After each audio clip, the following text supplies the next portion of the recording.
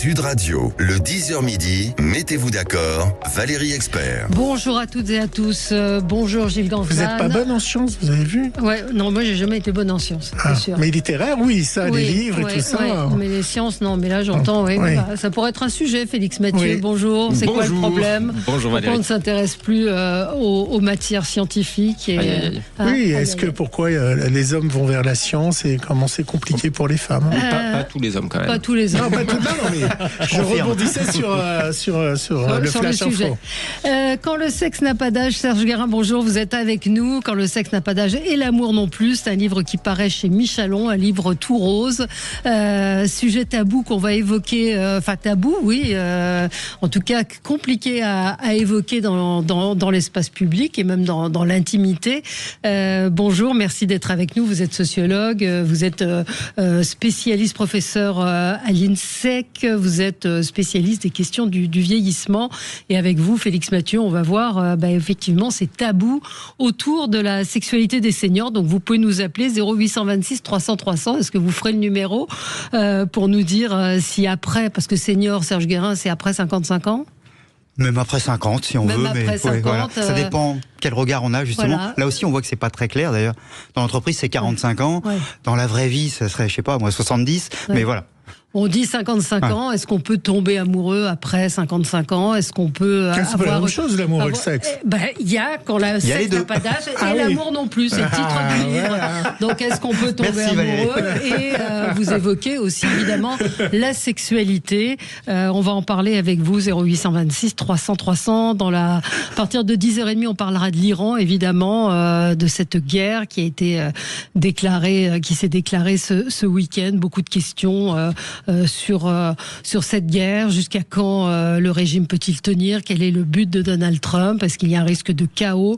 On vous attend. Est-ce que vous êtes inquiets? Moi, j'ai eu beaucoup de gens ce week-end qui étaient inquiets, en particulier chez les personnes âgées, parce que je pense que ça doit peut-être ramener des souvenirs, des réminiscences d'une autre époque. Bref, on parlera de tous ces sujets également avec vous. 0826 300 300. Puis on s'interrogera aussi, je l'ai dit tout à l'heure en lançant l'émission, sur la France insoumise qui ne comprend pas cette attaque et qui, encore une fois, ne soutient le régime des Mollahs d'une certaine manière. Enfin, c'est un oui mais qui est extrêmement choquant. Bref, on en parlera dans un instant. Félix Mathieu, alors c'est quoi le problème? Le tabou autour de la sexualité des seniors, on en parle ce matin. Oui, alerte à la maison de retraite. Monsieur Untel a été retrouvé dans le lit de Madame Untel. Vous n'y pensez pas à votre âge, ma bonne dame, mon bon monsieur.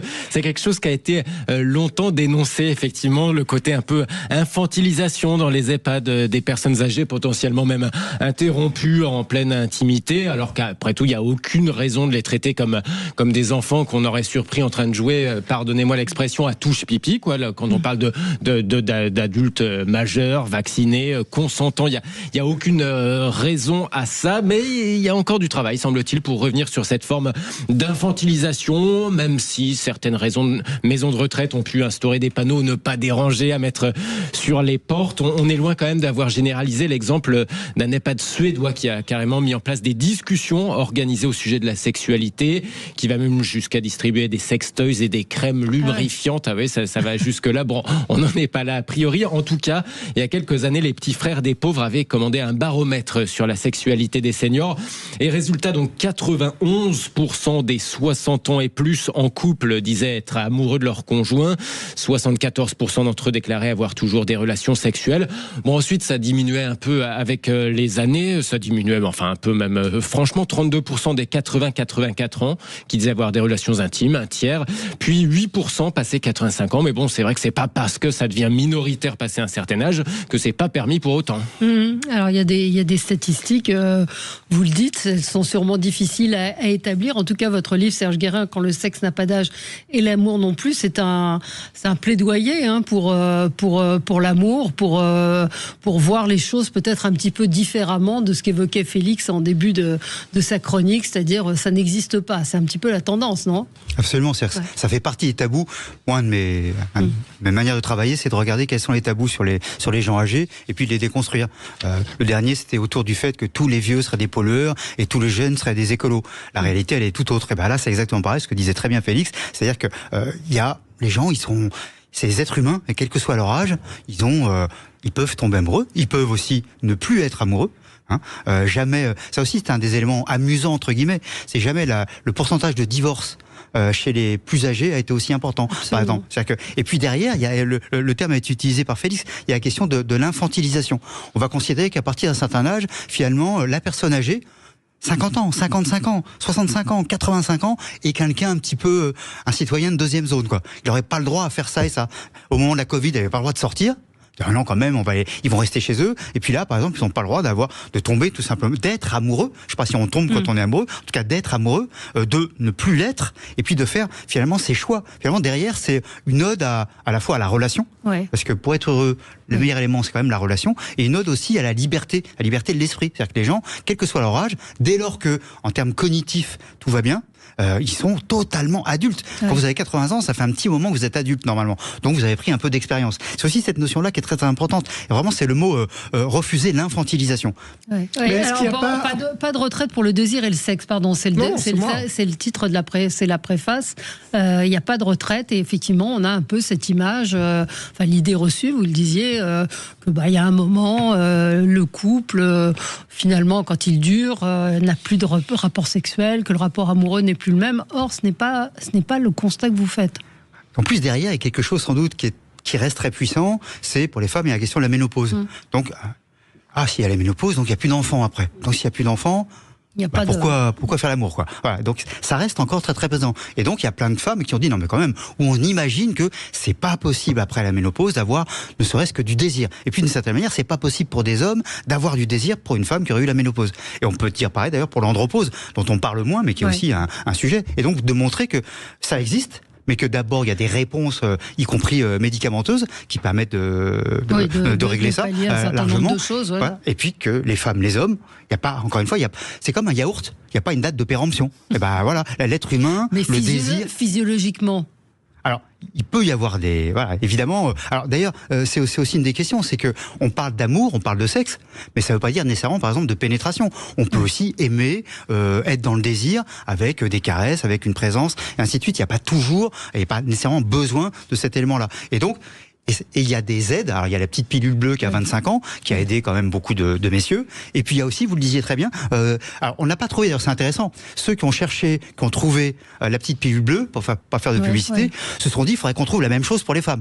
Manque de bol, ils n'ont pas réussi. Il semblerait que la sexualité des femmes soit plus complexe. Et soit plus différente. Voilà. Et donc du coup, voilà. Mais en revanche, il y a des lubrifiants, il y a des réponses, ainsi de suite, pour permettre aux uns et aux autres, pour les aider à avoir une sexualité épanouie, à partir de nouveautés physiologiques. Alors il y a, avec les personnes âgées, souvent des prises de médicaments, puisque évidemment la santé change et ces médicaments influencent à la fois la libido et à la fois le sexe. Donc comment ils peuvent réagir à ça, puisque c'est des médicaments qui empêchent parfois l'érection. Et la deuxième chose que dont je voulais vous parler suite à votre livre, c'est aussi la dégradation du corps. Comment montrer son corps et comment se dire l'autre peut me toucher avec mon corps de 70 ans. Alors, deux très bonnes questions. Je ne suis pas médecin, mais n'empêche que, en effet, s'il y a ce qu'on appelle les risques iatrogènes, le mélange des médicaments. Alors malheureusement, ça peut arriver à 20 ans, le mélange des médicaments, et ça a aussi des effets, ainsi de suite. Donc l'important, c'est d'en parler tout simplement à son médecin généraliste. Dire et de ce que j'ai compris, la petite pilule bleue n'a pas d'interaction particulière. Voilà. Donc, mais il faut y faire attention. Il faut tout simplement en parler de la même manière que, parce que finalement, la santé sexuelle, ça participe de la santé tout court. Et on l'oublie très souvent. On parle de la santé physique, de la santé psychique. On a raison. Mais l'état de bien-être dont parle l'Organisation mondiale de la santé, elle intègre aussi la santé sexuelle. Et finalement, ça participe d'un ensemble et aussi de se sentir mieux. Donc ça, c'est la première question. Deuxième question, bien sûr qu'il y a le rapport au corps. Évidemment, le corps il change. Je me souviens d'un monsieur qui me disait, mais on se tutoyait. Il me disait, mais moi, ma femme, ça fait plus de 50 ans qu'ils étaient ensemble, mais elle est toujours aussi belle. Génial. Et donc, il se pose. Pour lui, c'était pas le sujet. Pour d'autres. Surtout si par exemple vous n'avez pas vu une personne. Bah oui, voilà. Et puis si vous n'avez pas vu la personne depuis 20 ans, 30 ans, c'est le truc tu n'as pas changé, parfois est un peu faux quand même. Et oui, on a changé. Et donc c'est qu'est-ce qu'on met devant qu'est-ce qui est important? Est-ce que c'est l'écorce, on pourrait dire, ou est-ce que ce qu'il y a dans le cœur? Et ça dépend des gens. Il y a des gens en effet, y compris des femmes d'ailleurs, qui n'osent plus, à partir d'un certain âge, qui disent j'ai une nouvelle relation, je suis pas à l'aise à me montrer nu devant lui, peut-être préférer qu'il fasse nuit, des choses comme ça. Et chacun essaie de trouver son équilibre. Et finalement, comme toujours, ce qu'il y a de mieux, c'est d'en discuter. Mais là, il y a plusieurs choses. Il y a le couple établi, donc la relation qui a évolué au fil des années. Et puis, il y a ces seniors qui se retrouvent célibataires, divorcés, veufs, et qui ont envie d'une autre relation. Et on voit qu'il y a des applications, vous l'évoquez, de rencontres qui se sont créées justement pour des gens plus âgés. Si on pense à Mythique, par exemple, au départ, ça s'adressait à des plus jeunes. Puis après, ils ont développé, disons demain, qui s'adresse à des plus seniors. Donc là, il y a une forme de tabou qui s'est un petit peu levé et qui dit à ces gens-là, bah oui, c'est pas parce que vous avez 60 ans, 70, même 80, que vous ne pouvez pas rencontrer quelqu'un, compagnon, sur une relation qui sera peut-être différente. Vous avez parfaitement raison. C'est-à-dire que l'âge a rajeuni. Il a rajeuni, je dirais, dans les têtes déjà. C'était un discours que je tenais il y a très très longtemps, version sociologue, en disant regardez une photo, regardez une manière de se comporter des gens, je sais pas moi, de 70 ans dans les années 50 et aujourd'hui, ça n'a strictement plus rien à voir. Dans un bouquin précédent, je demandais aux gens autour de la cinquantaine de venir avec la photo de leur père ou de leur mère à 50 ans. Et à chaque fois, c'était ah ouais, quand même, papa, il faisait beaucoup plus vieux que moi, et ainsi de suite.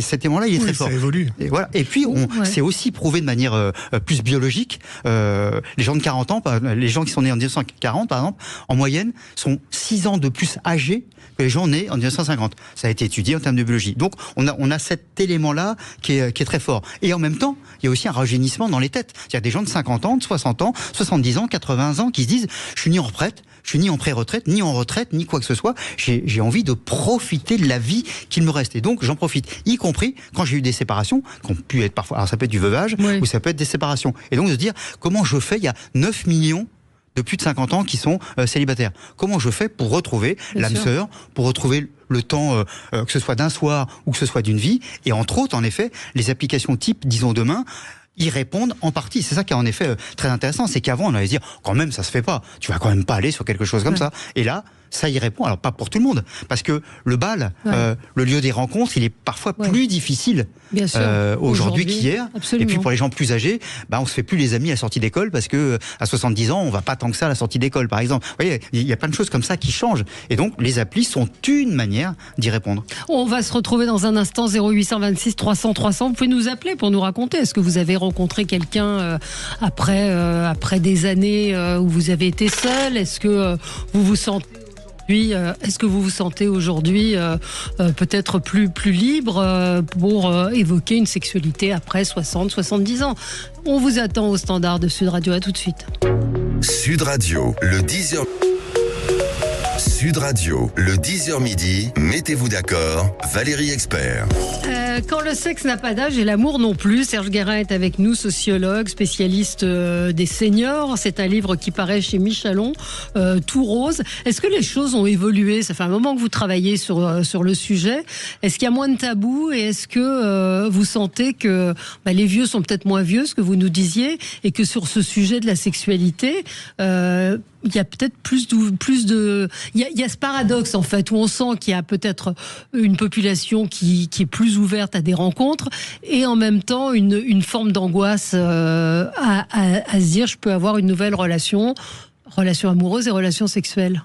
Oui, alors, les gens ont vraiment évolué. C'est intéressant de dire parce que les plus âgés, les seniors, ont sans doute plus évolué que les plus jeunes, qui souvent les regardent bizarrement. Mais je vous prends juste un exemple. Quand je faisais ma thèse, j'ai travaillé justement sur notre temps et sur, entre autres, le courrier des lecteurs, les réponses par rapport aux articles. Et il y avait un article, je sais plus, dans les années 70, qui parlait de la sexualité des gens âgés. Et les courriers, c'était « oh, quand même, ça ne se fait pas ». Enfin, vraiment. Et puis, le même article, je sais plus, 5 ans, 10 ans plus tard, 15 ans plus tard, parce que je prenais tous les 5 ans, même article sur le même sujet, Et là, les gens, enfin, vous en parlez. Vous voyez, en une dizaine d'années, combien les gens eux-mêmes, ou une partie de ces personnes-là, eux-mêmes réagissaient différemment. Parce que simplement, ça participe de la vie en global. Encore une fois, ça ne veut pas dire que les gens vont n'importe où, font n'importe quoi, ou que sais-je encore. Et puis, ils peuvent avoir une sexualité, voire une non-sexualité, ce qui interdit absolument pas l'amour par ailleurs. Ouais. Donc, finalement, on est sans doute, en tout cas, ces personnes-là ont une liberté de l'esprit sans doute plus forte. Ce qui est complexe, c'est que parfois leurs propres enfants ou petits-enfants les regardent, ou la société en général les regarde un peu bizarrement. Oh, quand même, ça se fait pas, c'est pas bien, c'est sale. Les corps, en effet, tous ces choses-là peuvent jouer. Ouais. Oui, c'est vrai que si vous dites à votre frère, je te présente ma femme, elle a 82 ans, c'est vrai que ça va lui faire plus bizarre que de dire, je te présente ma nouvelle copine, elle a 45 ans.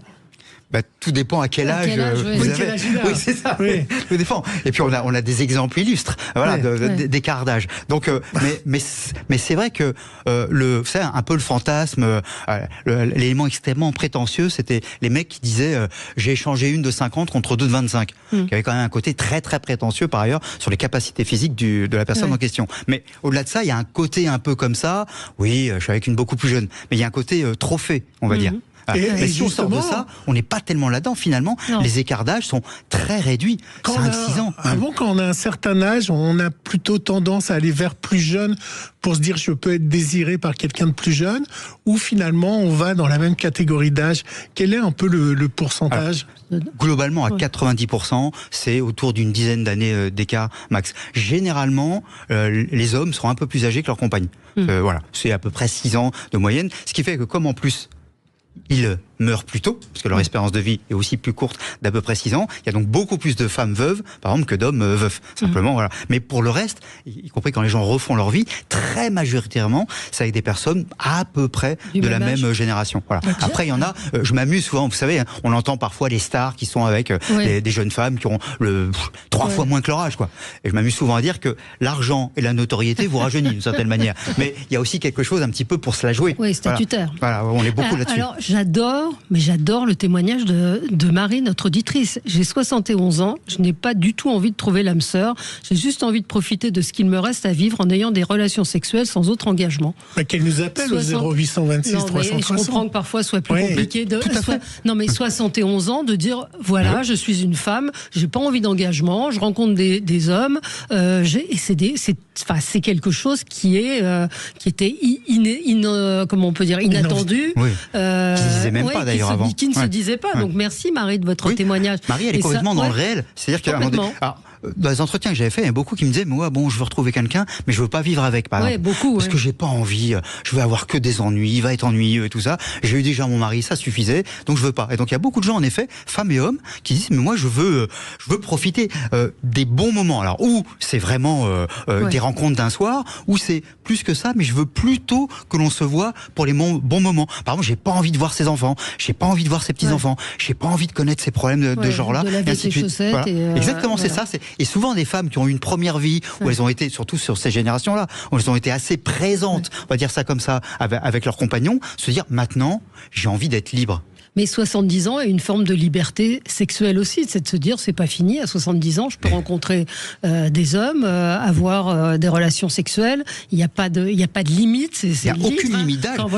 Quand le sexe n'a pas d'âge, c'est ce que vous dites dans le livre, mais on a eu tendance à mettre, effectivement, encore une fois, je reprends le début de Félix, ça ne se fait pas, et puis le rapport aux enfants, ce que vous disiez tout à l'heure, le regard, vous dites dans le livre, il y a un des chapitres, c'est oubliez un peu vos enfants. Oui, c'est ça, parce que ce que je leur dis pas, mais non, tu leur dis pas. Ouais. C'est pas le sujet. Ou même pour les grands-parents. Je fais un chapitre là-dessus parce que quand les petits-enfants viennent, d'un seul coup, il y en a un qui me disait, ma compagne, elle est moins, voilà, on se sent un peu plus embêté. Elle se sent grand-mère et pas. C'est ça, à un moment donné. Puis les petits-enfants, ils vont regarder comme ça. Puis vous savez, vous avez aussi une liberté nouvelle. Quand les enfants sont pas là, on n'est pas inquiet.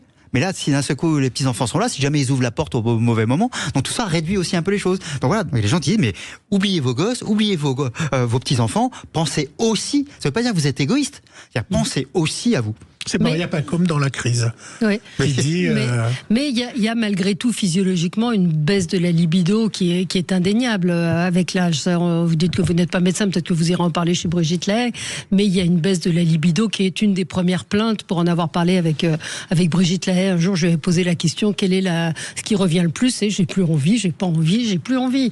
Absolument. Donc ça existe aussi. Oui, il y a même des structures aujourd'hui comme Androax et tout ça qui réfléchissent à cela en disant, parce qu'en fin de compte, encore une fois, je suis pas médecin, mais globalement, il y a par exemple une perte de testostérone avec l'âge. Ouais. Et alors, elle est différente selon les hommes et ainsi de suite. Et donc, pour une partie d'entre eux, si la testostérone baisse beaucoup, il y a plus d'envie, il y a plus de capacité, ainsi de suite. Donc, on peut y répondre. Voilà. Donc, c'est aussi intéressant, c'est qu'évidemment, parce que soyons clairs, c'est aussi c'est un public. Oui. C'est un marché. Bien sûr. Les gens, aujourd'hui, à peu près 35% de la population a plus de 55 ans. C'est quand même, ça augmente très très fortement. Et donc, les gens qui disent, faut aussi y répondre, parce que de plus en plus de gens âgés qui auront envie de continuer leur vie sexuelle, comme leur vie citoyenne, comme leur vie sentimentale, comme leur vie professionnelle, que sais-je encore. Donc on a aussi cette réalité-là très forte. Et puis, imaginez quand même, 9 millions de célibataires. Mais les autres qui sont en couple, c'est aussi des gens qui ont une vie, quoi, et qui ont envie peut-être avec leur compagne, leur compagnon, de retrouver parfois un équilibre. Il peut y avoir aussi un temps où aussi ça peut être parfois, ça fait longtemps qu'on se connaît, tout ça, donc on va parfois mettre ça là-dessus. Mais finalement, ça peut être sur d'autres choses, pour des raisons plus médicales. Et aujourd'hui, on peut globalement beaucoup mieux y répondre qu'hier. Mmh. Et effectivement, c'est le sens de votre livre, c'est de faire passer ce message, Gilles. Il y a Félix qui parlait d'une chose intéressante, c'est les EHPAD. C'est-à-dire, est-ce que le sexe est toléré dans les EHPAD? Est-ce que vous avez enquêté de ce côté-là? Est-ce que c'est bien vu par les encadrants des EHPAD? Et est-ce que on peut avoir de la sexualité dans ces endroits-là? Parce qu'EHPAD, on parle quand même d'un grand âge. Oui, c'est ça. Aujourd'hui, d'autant plus aujourd'hui.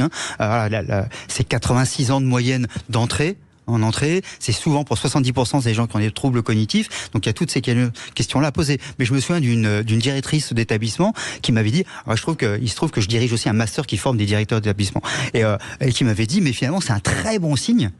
S'il y a des histoires d'amour, s'il y a quelqu'un qui a utilisé un sextoy, c'est des très bons signes de la qualité de l'établissement. C'est-à-dire que les gens sont bien dans l'établissement et donc vivent aussi leur sexualité. Et donc, il y a une problématique, il y a les salariés qui parfois peuvent avoir un regard très marqué, très négatif, qui vont trouver ça très choquant, ça ne se fait pas. Donc il y a vraiment ce regard-là. Il y a parfois les familles qui ne veulent pas imaginer, y compris que un tel qui est peut-être plus avec son mari, ainsi de suite, et va connaître une relation ou va tomber amoureuse. Que sais-je encore. Il m'est arrivé une fois de célébrer un mariage, un faux mariage, entre deux personnes dans l'établissement qui étaient tombées en amour l'une de l'autre. Extraordinaire, quoi. Donc il y a plein de choses comme ça qui existent, mais il y a aussi, par exemple, il y a très peu d'établissements où il y a des chambres doubles. Il y a en effet, finalement, un établissement, c'est moins bien qu'une chambre d'hôtel, c'est pas logique. C'est-à-dire que la personne, elle est quand même chez elle. Et en effet, c'est une adulte. Donc à partir du moment où on est assuré des histoires cognitives, il y a pas à.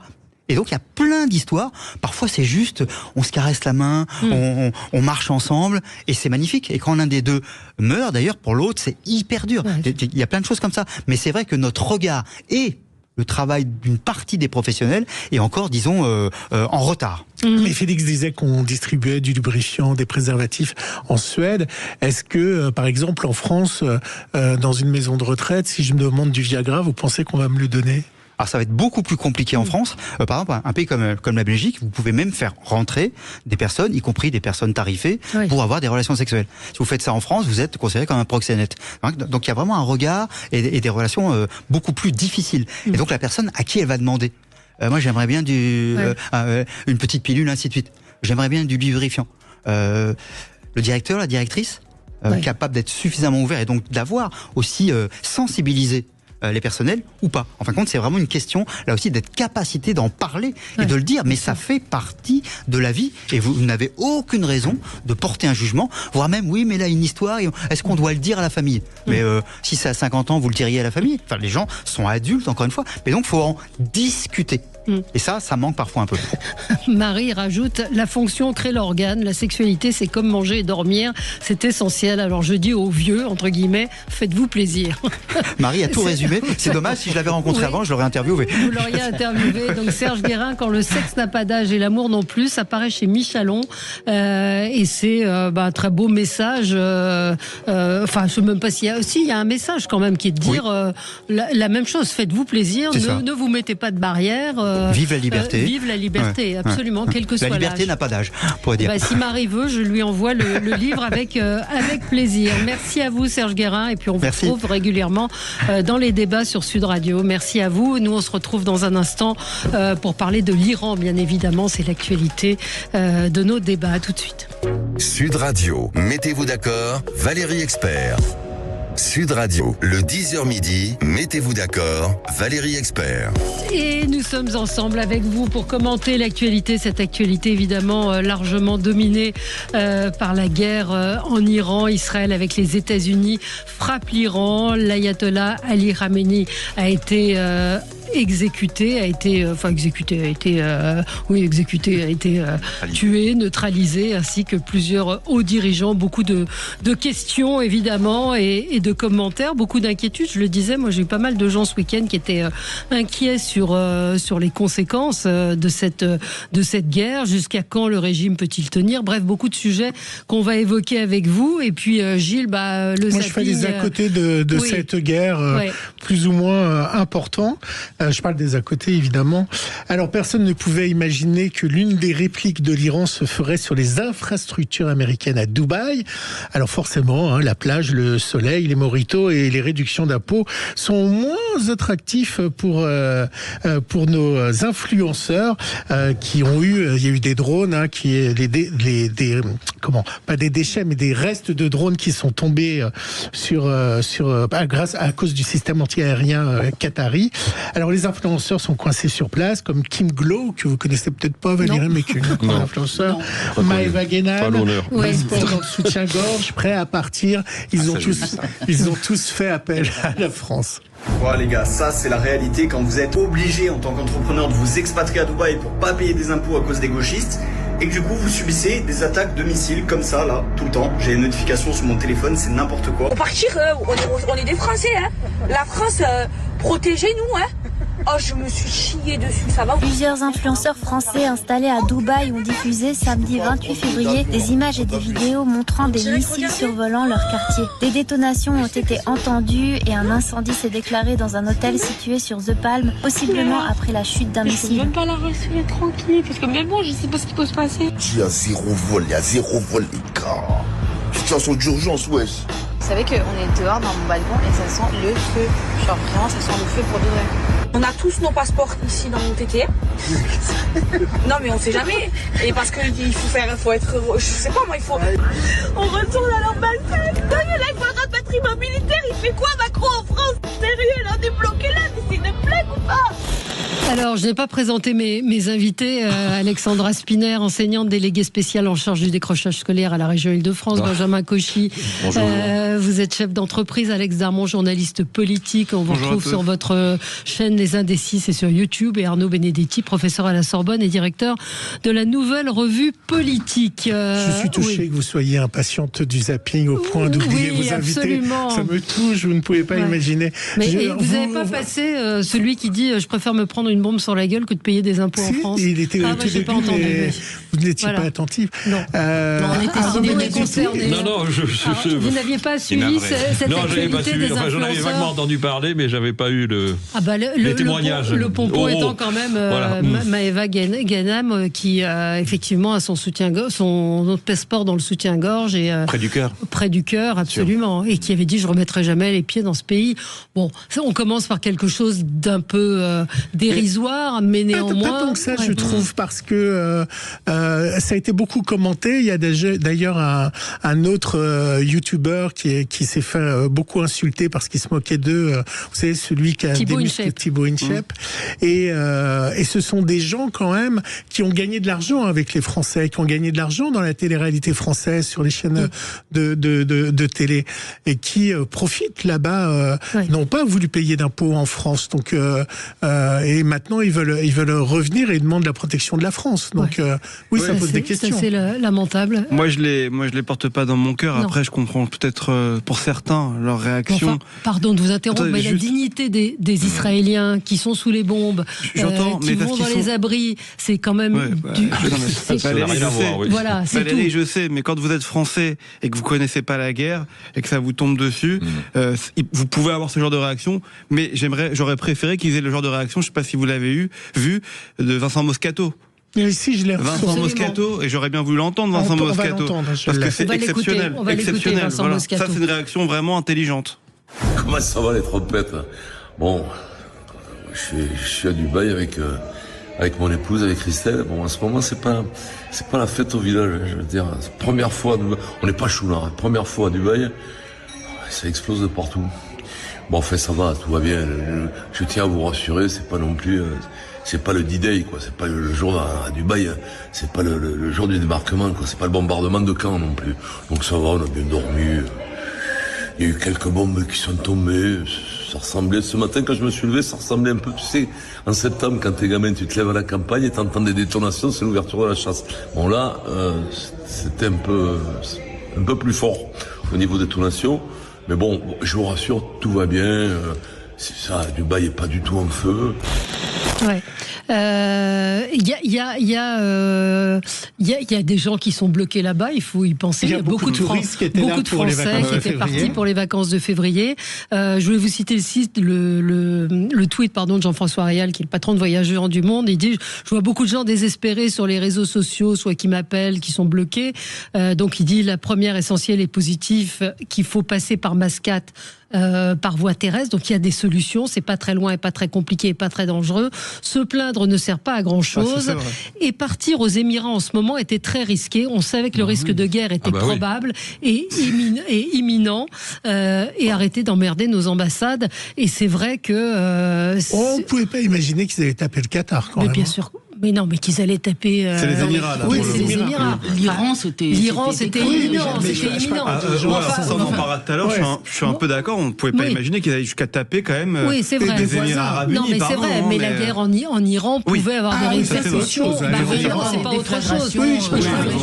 On était dans la zone. Non, il pouvait y avoir. C'était pas la meilleure destination de vacances à ce moment-là. Et lui dit qu'il avait même déconseillé à ses clients de même prendre des destinations avec des stops. On a un auditeur, Stéphane, qui lui est bloqué en Thaïlande parce qu'il devait faire un stop à Doha et que l'aéroport de Doha est fermé. Et des gens en Inde aussi. Oui. Donc il y a voilà. Donc, je ne sais pas si vous voulez réagir, Benjamin. Oui, effectivement. Qui veulent quitter la France, ces influenceurs, parce qu'on paye trop d'impôts. Ça, je pense qu'autour de la table, on sera tous d'accord qu'on paye trop d'impôts en France, et c'est peut-être la seule chose qu'il va falloir retenir de leurs interventions. Mais pas qu'on doit soustraire à l'impôt. Il y a de l'ethnocentrisme, effectivement, puisqu'ils ne connaissent pas la guerre, parce que nous, Français, sur notre propre sol ici métropolitain, nous ne connaissons pas la guerre. En tout cas, ceux qui l'ont connue sont bientôt près du paradis. Donc, on n'a pas cette culture de la guerre. Et puis après, dernier élément, le nombrilisme fait partie de l'ADN des influenceurs. Ils ne pensent qu'à eux-mêmes et à leur petite situation. Donc, je pense qu'il faut remettre à sa juste valeur. Effectivement, c'est un épiphénomène, mais ça prouve bien quand même le côté un peu schizophrénique de ces gens qui ont toujours tendance à cracher sur la France et qui, au moindre problème, reviennent pleurer dans les genoux de maman, quoi. Donc, effectivement, c'est bon. Allez, c'est de l'anecdote. C'est pas le plus important. Le plus important, c'est nos ressortissants français, pour le coup, qui là vivent, travaillent, mettent leurs enfants en scolarité et qui ont des véritables soucis. Un auditeur me dit qu'effectivement, sa nièce est bloquée à l'île Maurice parce qu'elle devait faire un stop au retour à Dubaï et qu'elle ne peut pas rentrer. Bon. Et que pour l'instant, ils n'ont pas beaucoup de réponses des ambassades. Non, absolument. Ni des compagnies aériennes, me dit Stéphane. Alors, on continue. C'est compliqué. Le soir même du début de la guerre, des rumeurs annonçaient la mort du mollah Ali Khamenei. Puis la confirmation par l'Iran. Il s'en suivit des scènes de cris en Iran, mais aussi des scènes de joie pour les expatriés dans le monde entier.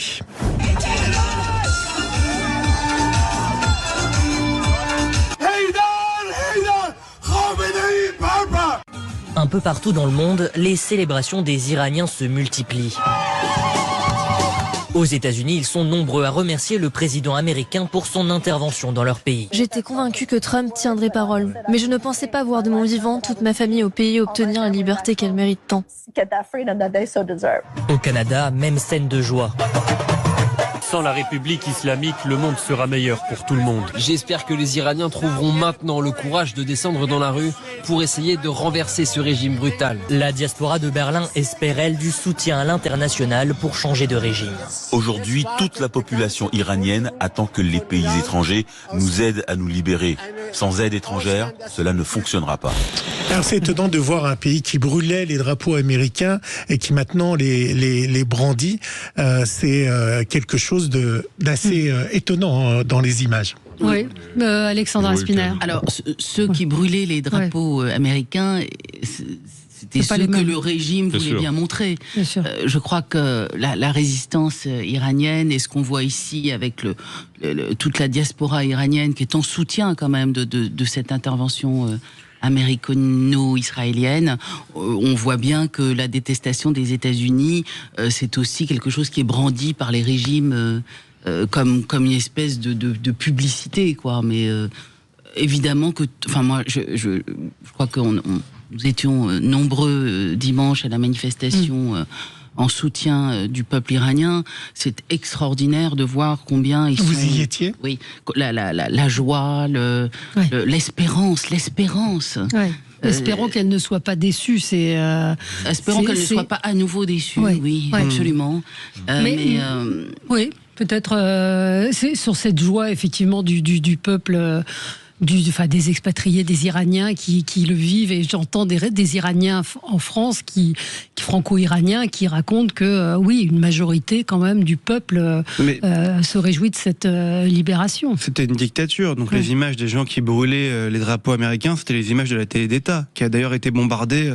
C'est extraordinaire, hein. L'image que je viens de voir, aucune bombe ne peut nous toucher, Allah nous protège, et vous avez la présentatrice qui s'en va, et d'un seul coup, la bombe explose. Non mais c'est important de le dire, effectivement, je pense que tout le monde aujourd'hui ne peut qu'être satisfait de la disparition du guide suprême, Khamenei, mais après, la question est de savoir est-ce qu'ils ne vont pas être déçus.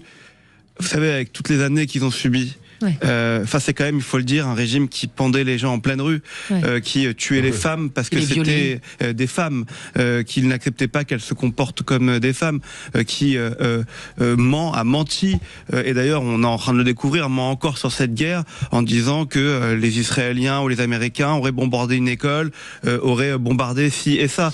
C'est le régime du mensonge. Donc aujourd'hui, je pense pas qu'ils puissent être déçus de ce qui les attend demain. D'ailleurs, les images le prouvent. Maintenant, il faut savoir combien de temps ça va prendre. C'est surtout ça que la déception peut arriver.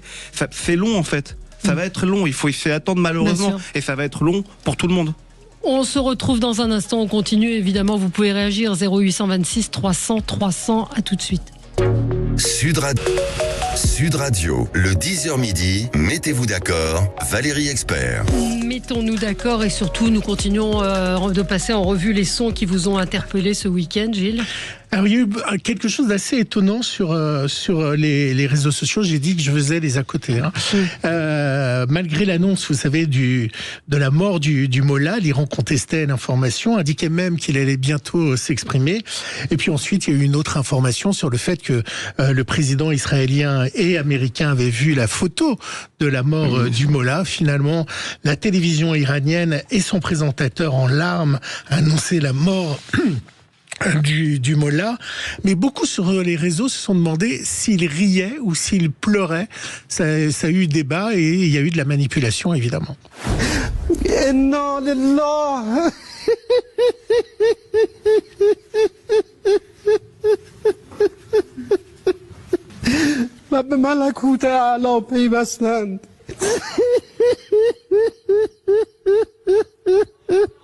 Quand on voit l'image, il est plutôt en train de pleurer. Au son, effectivement, on peut s'interroger, mais dans les propos surtout, et quand il explique que le Khamenei a bu la coupe du nectar de la vengeance américaine. Enfin bref, il y a tout Il y a toute une diatribe derrière qui prouve bien. Mais effectivement, ça peut porter à quiproquo si nous n'avons que le son.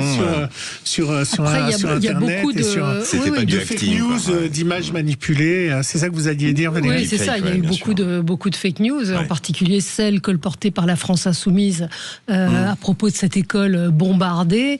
Il semblerait que le régime, j'ai vu moi des tweets que le régime hier a reconnu que c'était un tir iranien raté. Donc ça a été toute la journée martelé par Mathilde Panot, par Émeric Caron, en disant regardez les juifs tueurs d'enfants. C'était les Israéliens tueurs d'enfants. Et il n'y a pas eu de rectificatif. C'est un peu l'obsession. Non, mais ils se font les relais, c'est pas surprenant, ils se font les relais de la propagande du régime iranien, qui lui-même d'ailleurs finalement finit par reconnaître que ce n'est pas un tir américain ou israélien, je ne sais plus, qui a détruit cette école. Mais il n'y a rien de surprenant en cela. Vous avez quand même toute une partie, et ils ne sont pas les seuls d'ailleurs, aujourd'hui en France, à faire en sorte de délégitimer cette opération militaire menée conjointement par les Américains et par les Israéliens. De ce point de vue-là, alors certes, eux, ils le font de manière tout à fait radicale, comme ils savent le faire en général, mais écoutez les voix d'un certain nombre de responsables politiques, d'un certain nombre d'experts qui aujourd'hui disent mais il faut peut-être pas le faire parce que on a le précédent de l'Irak, parce que on a le précédent de la Libye. Tout ça, évidemment, mérite discussion. On doit discuter en démocratie. Mais moi, je pense que comparer ce qui s'est passé en Irak et comparer ce qui se passe en Iran aujourd'hui, comparaison plus que jamais n'est pas raison en la matière. Bien sûr, mais en termes d'infos, moi je voulais aussi dire que entre toutes les chaînes info ce week-end, alors j'étais complètement perdu, parce qu'il y avait tous les vieux généraux qui étaient là, qui ont ressorti. Alors vous mettiez une chaîne et ils vous disaient oui, ça va durer 2 jours, ils ont plus d'armes. Vous changez de chaîne, on disait mais si l'Iran a beaucoup d'armes, ils attendent la fin du conflit pour sortir leurs plus grosses armes. Vous rechangiez de chaîne, on vous disait ça. Moi j'étais complètement paumé. Au moment de l'Irak, je reconnais que les conséquences politiques de l'intervention américaine en Irak n'ont pas été, le moins qu'on puisse dire, tout à fait positives, mais enfin on disait que finalement la première armée du monde était quasiment l'armée irakienne. Enfin on disait peut-être pas dans ces termes, on disait qu'en tout cas c'était une des premières armées au monde. Le régime irakien s'est effondré en combien de jours? En quelques jours. Alors c'est tout à fait différent en Iran, en effet, on n'est pas du tout dans le même contexte. Et vous, j'ai vu un peu sur les chaînes info, est-ce que vous êtes d'accord avec ça que il y a un tas de spécialistes et on a du mal à se retrouver dans la vérité? En plus, ils sont pas d'accord parfois en plateau. Moi, j'ai du mal à savoir le vrai du faux, de la durée. Ils se battent sur la durée du conflit, ils se battent sur tellement de choses. Il est extrêmement difficile, de toute façon, compte tenu du conflit tel qu'il est en train de se dérouler, d'avoir une expertise qui soit une expertise finalement fiable et solide. De toute façon, l'histoire en général ne correspond pas très souvent à la façon dont les experts essayent de la décrire. Moi, je voulais qu'on reste quand même sur LFI, la réaction. Après, évidemment, on va parler que du conflit. Mais sur la réaction, on parle d'un peuple qui est opprimé depuis 47 ans, de dirigeants qui ont torturé, qui ont pendu les opposants, qui ont martyrisé les femmes. Et pour LFI, la seule chose qui compte, c'est une info non vérifiée qui parle donc d'une école dans laquelle des enfants auraient été morts, auraient été tués. C'est-à-dire cette obsession de la haine des Juifs fait qu'on passe par pertes et profits. Je veux dire, comment ils peuvent, moi c'est ma question ce matin, comment ils peuvent se regarder dans la glace? Comment est-ce qu'en accusant Israël de tuer des enfants, on ne fait pas le point, enfin ils ne se disent pas, on a quand même un salopard, des salopards qui ont été mis hors d'état de nuire. Et puis le principe du droit international, ça ne les a pas vraiment préoccupés quand on parle des Ouïghours, quand on parle d'un certain nombre de peuples qui ont opprimé d'autres peuples. Non, mais vous parlez du droit international. Avant le droit international, il y a le droit tout court. Oui. Pardon, mais dans ces pays, vous l'avez dit, la terreur prenait le pas sur tout le reste. Mais d'ailleurs, on pourrait parler de ce qui s'est passé au Venezuela aussi. Oui. C'est pareil, pardon, hein, mais on sait très bien que Jean-Luc Mélenchon... Non, mais quand je dis c'est pareil, on sait que Jean-Luc Mélenchon, dans la forme, soutient ce dictateur qui était Maduro et qu'il y avait une répression terrible et que ça le dérangeait pas. Donc ils mettent en avant le droit international. Mais d'ailleurs, pardon, hein, ça n'enlève en rien au fait qu'il faudra rendre des comptes sans doute au moment venu de ce qui s'est passé à Gaza ou quoi que ce soit. Mais ils ont aussi rencontré des responsables du Hamas, les hauts dignitaires de LFI, la veille du 7 octobre. Voilà, tout en s'en fichant, pareil, du droit humain. C'est les droits de l'homme dont on parle à ce moment-là. Je veux dire, pareil, le Hamas, ils jettent les gays du dernier étage d'un immeuble parce qu'ils sont gays. Donc les Iraniens, on ne sait pas tout ce qui se passe malheureusement en Iran, et c'est pour ça, je pense, que le peuple iranien est ravi de ce qui est en train de se passer. Mais la réalité, c'est qu'aujourd'hui, il y a deux politiques qui s'affrontent. Mais c'est valable en France, comme c'est valable en Grande-Bretagne, comme c'est valable en Europe, ou même en Amérique. Vous avez deux grandes politiques. En Amérique, un peu moins, parce que vous voyez que le Canada, quand même, se rapproche singulièrement des États-Unis sur cette opération-là. Mais c'est valable en Europe. Vous avez deux politiques qui s'affrontent, qui sont la politique peut-être un peu mieux, parce que je peux pas dire que c'est le meilleur, j'en sais rien, comme personne, et les Français ne savent pas non plus, pour répondre à votre question, pourquoi tout le monde s'exprime. C'est parce qu'on n'est pas invité à cette confrontation et qu'on a perdu notre niveau. Personne en Europe. Personne en Europe. Non, personne en Europe, mais vous en avez qui réagissent plus ou moins vite. Les Anglais, par exemple, mais ils ont réagi un peu plus vite que les Français en disant qu'ils étaient prêts à venir défendre et à ouvrir leurs bases pour défendre les bases américaines à attaquer. Ce que n'ont pas fait les Français, ou très tôt, on pourra parler de la conférence de presse de Jean-Noël Barrot ce matin. Mais ce que je veux vous dire par là, c'est qu'aujourd'hui, vous avez deux politiques qui s'affrontent. La politique du peut-être un peu mieux et la politique du pire, parce que le chaos, ça permet de se maintenir et d'aller le plus loin possible électoralement. Oui. Mais sur LFI, on va prendre un petit peu la genèse. Au tout début du conflit, les 8 et 9 janvier, rappelez-vous le tweet de Manuel Bompard qui parlait de manifestation des Iraniens contre la vie chère. Donc déjà, le fait de devoir dénoncer l'attitude autoritaire et comment dirais-je, et sanguinaire des mollahs était déjà tu par les leaders de la France insoumise. Aujourd'hui, c'est la stratégie du bad buzz avec la France insoumise. Donc on parle de eux en mal ou en bien, on parle d'eux. L'objectif, c'est d'imprimer au maximum.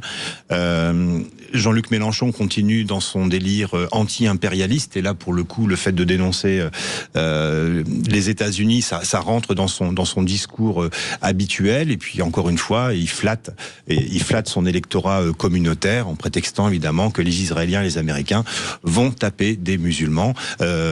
Autant de son analyse, le côté dictatorial du pouvoir iranien. Donc finalement, on n'est pas très surpris de l'attitude de la France insoumise.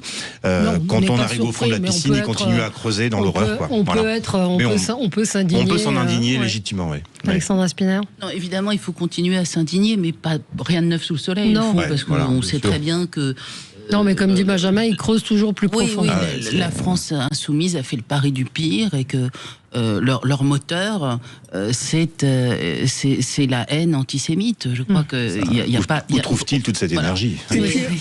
Et puis un dernier clin d'œil, Valérie, dans ce zapping pas de côté. Il y a eu un phénomène sur les réseaux sociaux hier assez étonnant. Ce sont de nombreux Cubains qui ont fait des messages sur les réseaux sociaux pour appeler Trump à venir les sauver, qu'ils étaient prêts eux aussi. Alors on écoute, c'est en espagnol, mais vous allez comprendre ce que racontent ces Cubains. Por favor, Trump, te necesitamos. Ahora toca Cuba. Eres el único con cojones en el mundo para darnos la libertad. Venezuela libre, Irán libre y ahora por Cuba libre. Voilà, ça vous a fait réagir. Oui, t'es le seul à avoir des couilles, hein, c'est ce qu'ils disent. Oui, exactement, oui. Madame. On a compris. Traduction en espagnol muy bien. Yo hablo espagnol muy bien, cojones. Soyons vigilants quand même. On parle toujours de cette culture d'information et de désinformation.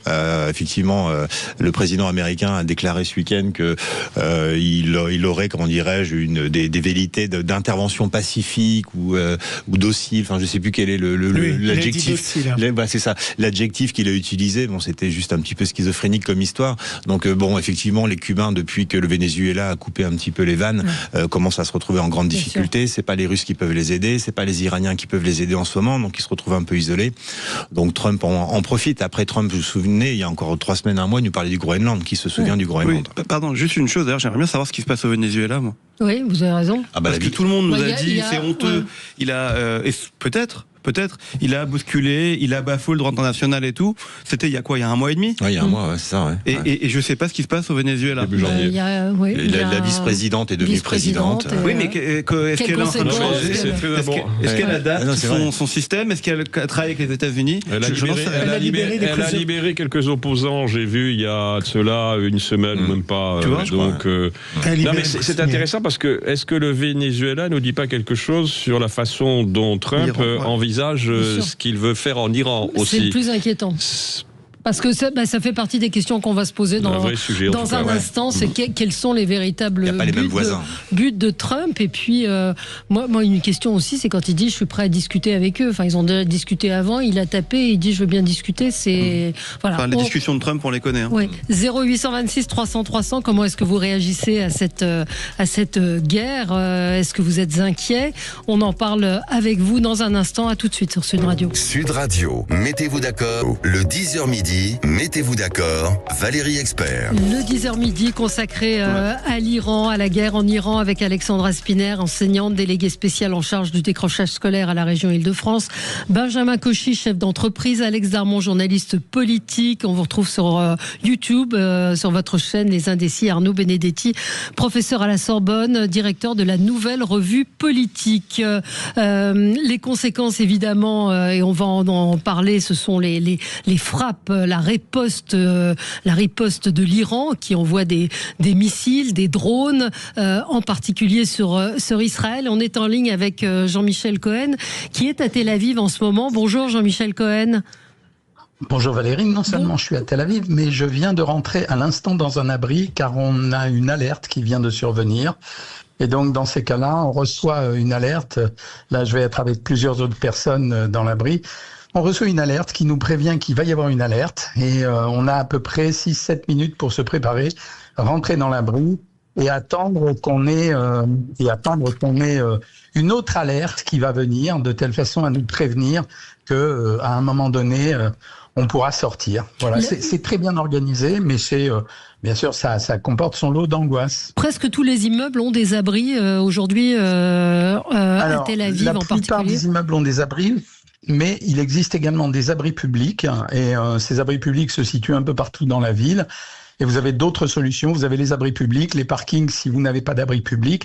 Et la troisième chose que vous avez, c'est que vous pouvez rentrer dans les hôtels. Et dans ces cas-là, vous allez dans les sous-sols des hôtels qui sont conçus comme des abris. Les gens sont très observants des consignes, vraiment. Et donc, comme ils sont observants des consignes, on essaye d'être prudent et d'attendre que ça se passe. La population est très concentrée. Oui. Elle est totalement unie. Ça veut dire, ce qui est à noter, si vous voyez par exemple de temps en temps, il peut y avoir des manifestations ou des gens qui luttent ou même une partie de la population arabe qui peut dénoncer une situation de guerre. Mais là, non, vraiment, tout le monde uni et tout le monde très concentré avec la certitude que de toute façon, il fallait vraiment faire quelque chose. L'Iran était devenu une menace pour Israël et tous les pays avoisinant, la preuve de ce qui se passe à l'heure actuelle, et devient maintenant même une menace au-delà du Moyen-Orient, puisque on voit apparaître des missiles, comme on l'a vu sur Chypre, et qui peuvent aller d'ailleurs plus loin. Le quotidien, parce que vous étiez parti là-bas pour travailler, et le quotidien là-bas, est rythmé par les alertes, et les nuits aussi, il faut le dire, hein. Oui, alors on a eu une nuit de samedi à dimanche qui était extrêmement compliquée, c'était quasiment toutes les 2 heures. Moi, je participais à un colloque. Bon, bien sûr, tout est annulé. Seul travail des restaurants ou bien des épiceries ou bien même des magasins. Mais en fait, vous savez que vous devez être à proximité d'un abri quand vous sortez. Et il n'y a pas d'autre solution, quoi. Oui. Merci Jean-Michel Cohen d'être intervenu. Mais je vous en prie, avec plaisir. Merci à vous. Alex Darmon, vous l'avez vécu vous aussi. Alors, Israël a l'habitude, vous le disiez, quand je disais la dignité des Israéliens, ce sang-froid et cette unité du peuple israélien, c'est assez remarquable. Ce que vient de dire Jean-Michel Cohen est très vrai. En fait, vous avez des abris publics. Là, vous avez même des conseils de la mairie de Tel Aviv qui conseille aux gens de dormir dans les parkings pour ne pas être dérangés en pleine nuit, et ils le font de plus en plus.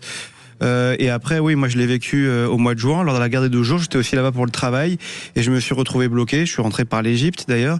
Et c'était une guerre qui était encore différente de celle-là parce que, en fait, ils attaquaient surtout la nuit. Alors là, Jean-Michel Cohen vous a dit qu'ils ont attaqué ça toutes les 2 heures sur la nuit de samedi à dimanche, mais ils ont aussi attaqué toute la journée samedi. Ça c'était différent. Nous attaquaient surtout la nuit et il y avait des booms énormes et vous deviez vous réfugier. Vous aviez effectivement, je crois, 1 minute pour la première alerte et la deuxième alerte arrivait 1 minute 30 après pour être sûr d'être dans l'abri. Vous avez ce qu'on appelle des mamades. Les mamades, c'est à l'intérieur des appartements et les miklates, c'est en sous-sol des immeubles en tant que tels. Malheureusement, après, ils protègent majoritairement ces abris et effectivement la population israélienne est ultra disciplinée de ce côté-là. Malheureusement, quelquefois, quand le missile tombe directement, c'est arrivé hier d'ailleurs dans la ville de Beth Shemesh sur le miklat, l'abri public, ça peut être un drame parce que c'est des missiles qui comportent des milliers d'explosifs. Mais c'est très angoissant. Il faut vraiment pas minimiser la chose. J'entends dire aussi, je lis sur les réseaux sociaux, vous voyez comme quoi la guerre, ils sont pas au même niveau, les Israéliens, les Iraniens. Regardez le nombre de morts.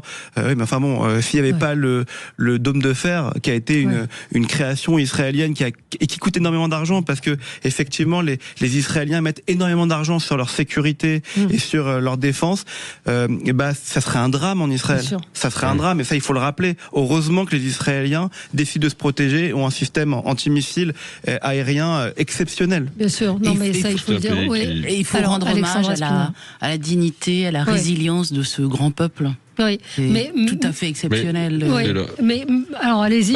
Finalement, l'insécurité existentielle dans laquelle ils vivent depuis maintenant la création de l'État d'Israël fait qu'ils ont une capacité à faire preuve de résilience, j'allais dire de résistance, qui est à nul autre pareil. Mais en fait, si vous voulez, Israël, moi c'est ce que je dis souvent, c'est Sparte. C'est un État où le citoyen est soldat. Enfin, le citoyen est soldat également. Donc, il est habitué à vivre dans une atmosphère qui est une atmosphère de guerre, ce qui fait que, en effet, il fait preuve à la fois d'un grand sang-froid, d'une grande dignité, et surtout, quand même, il faut le dire, d'un formidable professionnalisme. Absolument. Parce que ce qui caractérise aujourd'hui, parce que quand même ce qu'ils ont réussi depuis quelques jours en Iran, montre la capacité extraordinaire, exceptionnelle des services de renseignement israéliens. Parce que les services de renseignement israéliens ont finalement fait sentir, et ça je crois que c'est le plus important, aux dirigeants iraniens leur propre vulnérabilité, eux qui se pensaient vraisemblablement d'une certaine manière invulnérables. Et ça, en effet, ils viennent d'introduire un facteur de trouble dans la psychologie même des dirigeants iraniens qui est considérable. L'affaire des beepers, quand même, les avait déjà peut-être... Mais là, ils ont réussi quand même à décapiter l'état-major iranien, c'est-à-dire à frapper une réunion où ils étaient tous réunis. Nous, on a publié un papier là, dans la Nouvelle Revue Politique, vous me permettez de faire un peu de publicité pour la revue, mais je veux dire qui est très intéressant, où une de nos contributrices explique bien que ce qui vient de se passer est vraiment un cap, encore une fois, supplémentaire. Parce qu'en fait, si vous voulez, maintenant, quand ils se réunissent, les dirigeants iraniens, tous doutent les uns des autres. Parce que c'est ça. Ils ont instillé une culture de doute à l'intérieur même, j'allais dire, de l'appareil d'État iranien. Parce que, in fine, si tout cela réussit, c'est parce que, tout simplement, ils arrivent à obtenir un certain nombre de renseignements et qu'ils ont un certain nombre de relais à l'intérieur même du système. Le régime est infiltré, bien sûr. Vous savez, cette blague qui circule en ce moment, à ce stade, toute la direction iranienne serait en réalité composée de 3 agents du Mossad qui ne savent pas qu'ils travaillent les uns pour les autres. Alors chacun continue à jouer son rôle. C'est assez extraordinaire, mais c'est vrai que le travail de renseignement qui a été fait est absolument phénoménal. Était absolument bluffant. Soit il y a des agents du Mossad qui sont infiltrés depuis de nombreuses années, ou soit il y a effectivement un peu de traîtrise au sein des équipes iraniennes. C'est surtout de la traîtrise. Il y a eu cette histoire, je ne sais pas si c'est vrai, qui disait qu'il y avait des dentistes et des médecins qui étaient infiltrés depuis des années et qui implantaient des comment on peut dire, des trackers dans les dents ou autre chirurgie qui aurait pu être faite sur des... Alors, moi, ce qui m'attriste quand même, c'est que là, on parle quand même d'un grand moment de l'histoire et que la France a tardé quand même à être au rendez-vous, puisque on a eu... absente. Elle est complètement absente et on a eu 48 heures de en même temps, d'une posture complètement incompréhensible, et là enfin Monsieur Barrot se souvient que la France a des intérêts dans cette région et des alliés. Oui. C'est hélas, comme toujours, avec ce gouvernement et le macronisme, trop tard. Alors, on va écouter un auditeur, Emmanuel. Vous pouvez nous appeler, évidemment, 0826 300 300, si vous voulez réagir à ce qu'on dit, nous dire si vous êtes inquiet. Bonjour, Emmanuel. Bonjour, merci de me donner la parole. Oui, je vous ai bien écouté, là.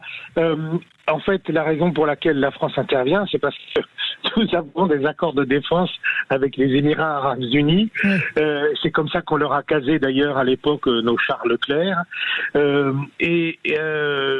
Tant que, en fait, les Iraniens ne tiraient pas sur Dubaï, ce qu'ils ont fini par faire, on n'avait pas de raison d'intervenir, puis surtout, on était mal positionné, mal placé. Il faut se souvenir quand même que les Américains, ils ont mis 2 mois quasiment à amener toutes leurs unités pour faire le travail qu'ils font actuellement. Les Israéliens, ils sont sur place. Ils n'ont pas eu besoin d'amener quelque chose, mais nous, c'est fatalement un porte-avions, donc on ne pouvait pas le faire. Je voulais dire cela. L'autre chose que j'aimerais dire, c'est j'entends certains et disent « Oh, mais ça va durer des mois ». Moi, je n'y crois absolument pas. Tout simplement parce que le système politique iranien est un système qui est fondé sur un collège de grands religieux qui sont les chefs du chiisme, Dieu des 6 mains, et ces gens-là, c'est un clergé, si vous voulez. C'est comme si vous commencez à buter tous les cardinaux, on peut plus élire de pape, en quelque sorte. Et là, je pense qu'ils doivent se trouver à peu près dans cette situation. Par ailleurs, il faut quand même voir que ça fait maintenant des années qu'il y a une population iranienne qui est complètement en lutte contre le pouvoir. Le pouvoir, c'est quoi? C'est le clergé chiite et les gardiens de la Révolution. Si vous cassez les têtes des chefs des gardiens de la Révolution et du clergé chiite, moi c'est un baroud d'honneur ce qui se passe. Ils avaient donné des ordres avant, il était prévu de répondre, etc. Mais tout ça, ils vont se calmer parce que finalement ça va nulle part, ça n'a pas de sens. C'est pas comme la Syrie où il y avait toute la population derrière. Hein. Oui, non, on peut pas. Je pense que ce qu'on le disait, comparaison n'est pas raison, que le peuple iranien n'est pas le même que le peuple syrien ou le peuple irakien. Après, on peut effectivement s'interroger sur la riposte iranienne qui est quand même là. On va y revenir dans un instant et vous pouvez évidemment réagir 0826 300 300. Est-ce que vous êtes inquiet? Que pensez-vous de la position de la France? Est-ce que vous pensez, vous, que ça peut durer longtemps ou au contraire, comme vient de le dire Emmanuel, que ce sera rapide? À tout de suite. Sur le 10h midi, mettez-vous d'accord, Valérie Expert. Et nous sommes ensemble avec vous pour commenter l'actualité. Alors peut-être réagir à ce que disait Emmanuel, parce qu'effectivement, quelle durée? Trump a dit ce sera 30 jours ou moins. Jusqu'à quand le régime peut-il tenir? Et puis quel est le but de Trump? Alors je ne sais pas qui veut Arnaud Benedetti sur cette attaque qui a été d'une violence extrême. La riposte, je crois que c'était la question que vous posiez avant l'interruption. La riposte, elle sera hybride, forcément, parce que de toute façon, ils bloquent les trous d'Ormuz, donc on voit bien que derrière cela, il y a la volonté de créer des tensions sur le marché du pétrole. Ensuite, il ne faut pas totalement exclure des actions de proxy iraniens avec la volonté de commettre des actes de terrorisme, ce que manifestement semble ne pas exclure, et ils ont raison, les services en Europe. Et troisièmement, c'est la riposte balistique, celle à laquelle on assiste depuis 48 heures. Mais attendez, l'Iran, c'est pas l'Irak, hein, encore une fois. C'est-à-dire qu'ils ont... Quand tu vois la société perse, c'est pas la société irakienne. D'abord, ils ont une société civile. Ouais. Bon, ça va dans le sens plutôt de la mobilisation démocratique. Des élites. Et ce qui fait que, je veux dire, on peut pas les comparer avec l'Iran. Ils ont un niveau d'éducation qui est très élevé, mais le niveau d'éducation, il est très élevé également chez les dirigeants iraniens. Ouais. Et donc, on voit quand même que depuis 48 heures, malgré tout, ils arrivent à mener un certain nombre d'actions qui n'ont pas bien évidemment la puissance, fort heureusement, des Américains et des Israéliens. Mais après, leur grande difficulté, il me semble, c'est que, in fine, d'abord, ils ont une situation économique absolument catastrophique. 2, ils ont une société civile qui est fortement mobilisée à l'intérieur et à l'extérieur. Donc, il y a les conditions, si vous voulez, à mon sens, sociologiques pour avoir une transition démocratique qui s'effectue. Certes, avec certainement des éléments d'instabilité, mais c'est tout à fait faisable. Et le troisième élément, et à mon avis, la difficulté pour eux, c'est que quand même, on le voit jour après jour, le ciblage qui est fait par les Américains et les Israéliens est extrêmement efficace, puisqu'ils sont en train progressivement de décapiter pratiquement l'ensemble, si ce n'est l'ensemble, en tout cas une grande partie de l'appareil dirigeant. Et Emmanuel Razavi, qui était un très bon, un des meilleurs spécialistes aujourd'hui sur cette question, expliquait bien que lui, il avait les plus grands doutes sur la capacité du régime à pouvoir tenir au fur et à mesure que les têtes du régime tombaient. Donc, en effet, ça les fragilise considérablement. Et de ce point de vue-là, votre auditeur n'a pas tout à fait tort, mais il faut quand même rester très prudent. Surtout qu'il y a des incitations aussi. Vous avez vu que la télévision a été piratée avant d'être bombardée avec un discours de Trump et Netanyahou encourageant. Alors, si vous voulez, c'est un régime qui fonctionnait à la verticalité, mais alors, c'est comme tous les régimes dictatoriaux, c'est souvent le cas d'ailleurs, mais comme les démocraties, de ce point de vue-là, ils sont polyarchiques. Vous avez des centres de décision multiples et différents. Ça tient tant que le pouvoir reste invulnérable. Oui, mais à partir du moment où le pouvoir perd de sa capacité à l'invulnérabilité, ça finit par se démanteler et à s'effondrer. Oui. Pardon, Benjamin Cauchy. Oui. Alors j'entends effectivement sur la fragilité du pouvoir iranien, et je partage complètement ce que dit Arnaud. Moi, je voudrais faire un petit focus sur les conséquences que ça va avoir en France et sur les Français. Valérie, si je puis me permettre. Arnaud disait à juste titre que le détroit d'Ormuz était fermé. C'est 18% du pétrole quotidien mondial qui passe par le détroit d'Ormuz. Les premiers consommateurs en sont les Chinois, donc quid effectivement de la réaction chinoise.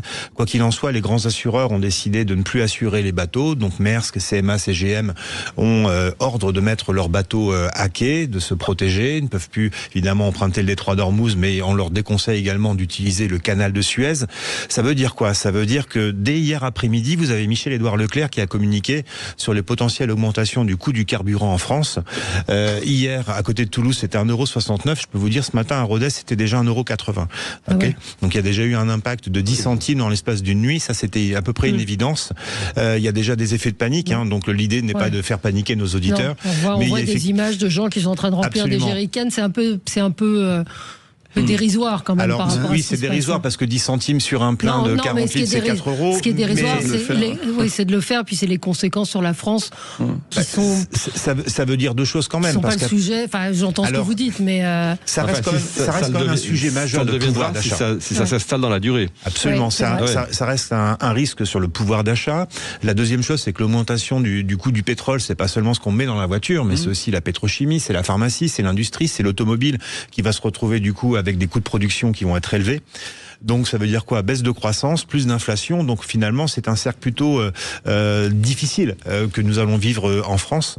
Et puis encore une fois, les bateaux qui sont bloqués à quai, ce sont autant d'approvisionnements qui ne vont pas arriver en temps et en heure. Ils sont obligés de détourner par l'Afrique. Ils longent les côtes tanzaniennes actuellement. Ils vont remonter par Madagascar. Donc c'est vraiment sur le plan économique et industriel un vrai coup d'arrêt également à la croissance française. Donc il faut être vigilant là-dessus. Mais c'est vrai que l'essentiel, c'est quand même la libération du peuple iranien. Évidemment, mais encore une fois, on peut pas omettre aussi les conséquences que ça va avoir. Bien sûr, il y aura des conséquences. Arnaud parlait du terrorisme de façon sibylline tout à l'heure. Absolument. C'est ce que me dit un auditeur. Moi, ce qui me fait peur, c'est pas la guerre en elle-même, mais ce sont les cellules terroristes et tous ces fichiers qui s'islamisent, qui peuvent enclencher une campagne d'attentats en France. Et évidemment que c'est le risque majeur. Juste pour rebondir sur ce que disait Arnaud sur la guerre en Irak, il faut quand même se souvenir que la guerre en Irak, elle était fondée sur un mensonge. On avait expliqué que Saddam Hussein détenait des armes de destruction massive. Sur l'Iran, est un danger mondial. Parce que quand même, il faut le rappeler, le nucléaire iranien représente une vraie menace pour le monde entier. Donc, de ce point de vue-là, ce sont deux situations totalement incomparables. Je suis totalement d'accord avec ce que vous dites. C'est qu'en fait, si vous voulez, la grande différence entre l'Irak et la Libye d'un côté, par exemple, autre exemple d'intervention pour le moins inopportune, et l'Iran, c'est qu'en fait l'Irak et la Libye ne constituaient pas des facteurs d'instabilité, qu'on le veuille ou non. C'était même des facteurs plutôt de stabilité. Les régimes étaient détestables, c'était pas le problème, mais c'était des facteurs de stabilité en matière de containment de l'islamisme, de contrôle de contrôle migratoire. Là, l'Iran est laïque, même si le mot est un peu barbare. Là, l'Iran est un vrai facteur d'instabilité. Absolument. Parce que c'est le pourvoyeur du terrorisme, parce que en effet, il met aujourd'hui en danger la sécurité au moins régionale, voire mondiale, avec un programme nucléaire qui est particulièrement inquiétant, etc., etc. Ouais, c'est une différence fondamentale. Ouais.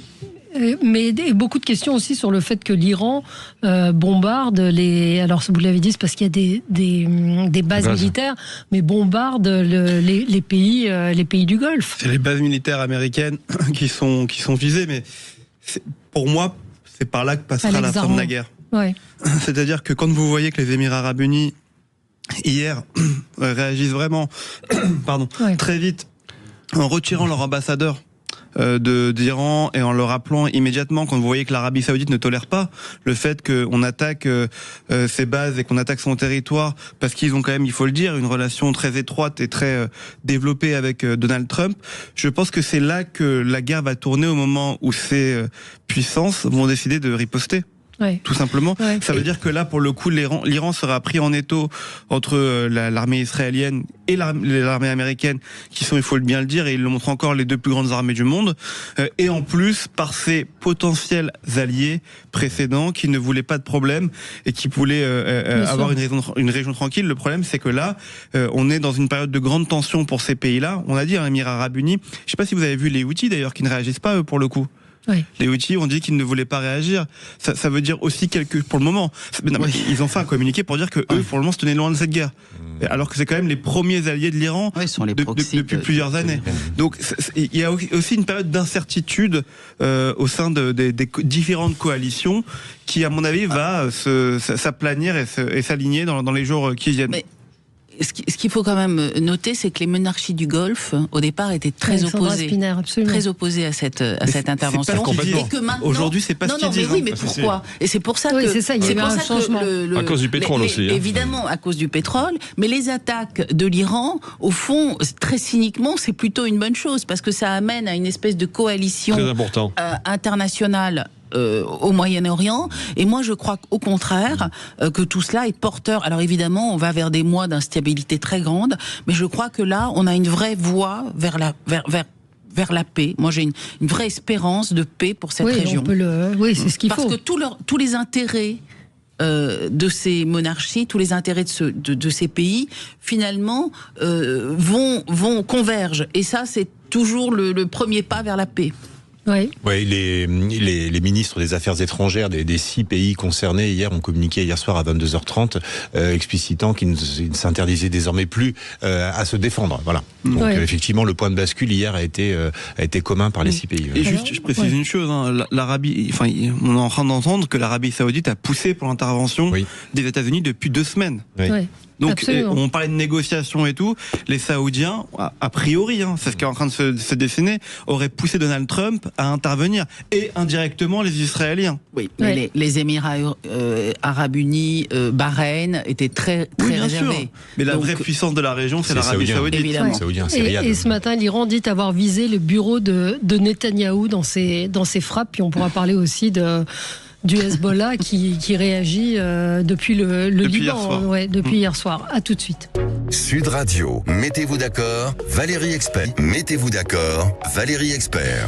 Et nous parlons de la situation en Iran, de la guerre en Iran, avec comme le disait Arnaud à l'instant, il se passe des choses, c'est du minute par minute. Donc l'Iran dit avoir visé le bureau de Netanyahou. On peut parler de la France, de la position de la France. On en a parlé un petit peu ce matin, Alexandra. On plus en parler encore. Hein. Vous avez regardé la conférence de presse Ouais, mais même au-delà de ça, mais moi j'ai quand même beaucoup de mal avec les réactions diplomatiques de la France. Je veux dire, il s'était pas exprimé au moment où Hassan Nasrallah avait été avait été éliminé alors qu'il avait du sang français sur les mains. Moi, je parle que de sang français. Hein.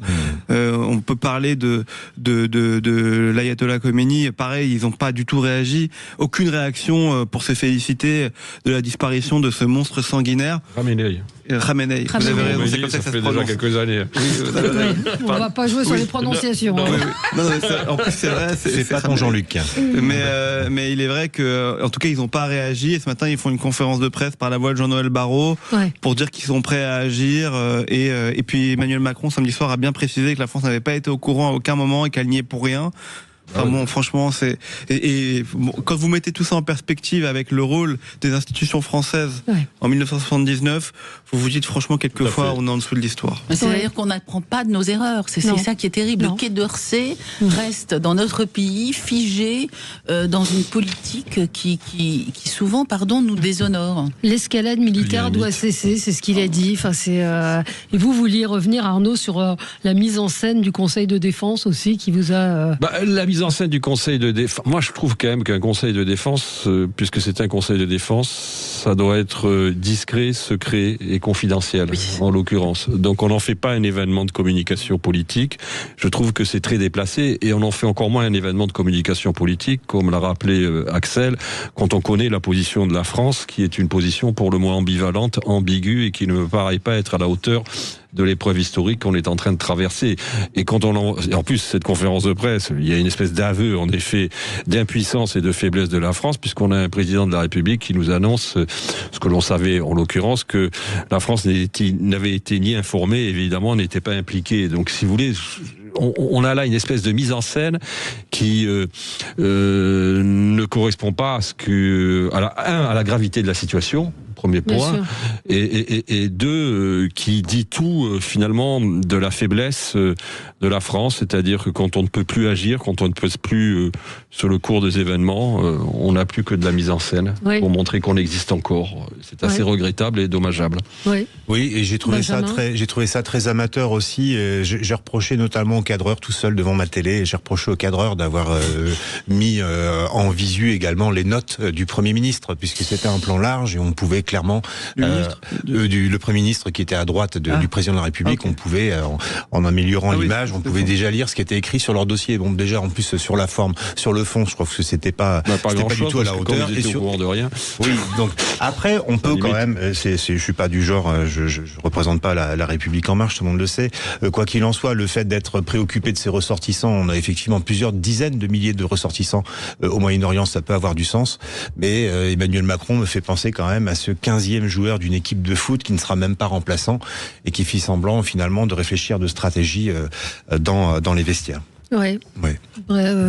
On verra la suite, effectivement, qui sera donnée à ça, mais on a l'impression que les accords de défense ont obligé le président de la République et la France à agir sur un plan militaire. C'est ça qui va être important. Ça dit beaucoup aussi quand même de notre niveau. C'était le débat il y a quelques semaines, quelques mois de la souveraineté au niveau de la défense.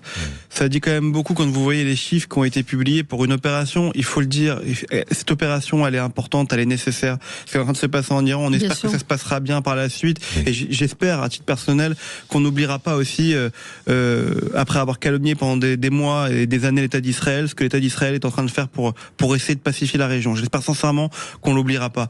Mais au-delà de ça, ça dit aussi beaucoup de choses de notre État militaire. Les Israéliens ont envoyé 200 avions de chasse samedi soir pour le début de cette opération, vendredi soir pour le début de cette opération. 200 avions de chasse, c'est le capital français en termes d'avions de chasse. Et sur un pays de 67 millions d'habitants, quand en Israël vous avez 9 millions d'habitants.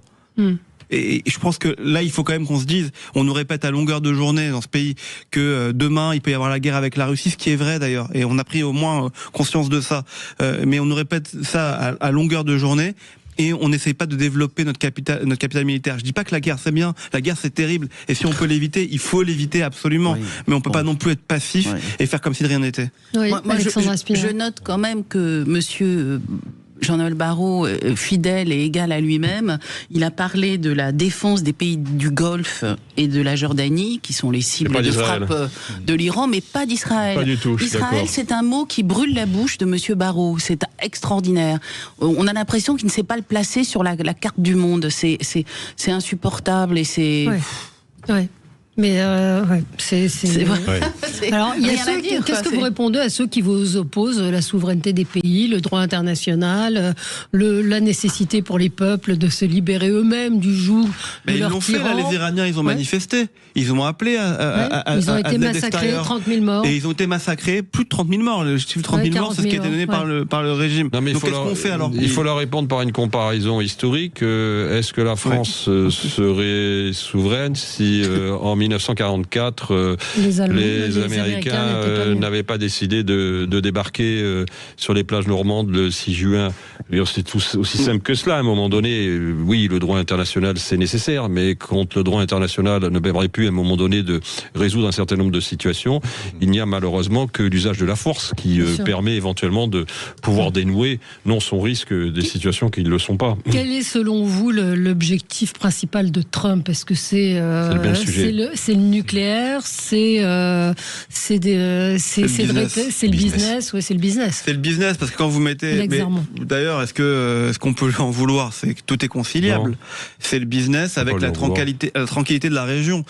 Il faut vous mettre en perspective. Si demain, il y a la paix dans cette région, dans le Middle East, s'il y a la paix entre l'Arabie Saoudite, les Israéliens, les Iraniens, les Émirats Arabes Unis, Bahreïn, et même, j'ai envie de vous dire, les Palestiniens, d'une certaine manière, et qu'il y a un État palestinien demain qui puisse voir le jour d'une certaine manière, il faudra voir, et ça se regardera les gens à l'intérieur de la région. Est-ce que vous vous imaginez le marché qui s'ouvre au monde ?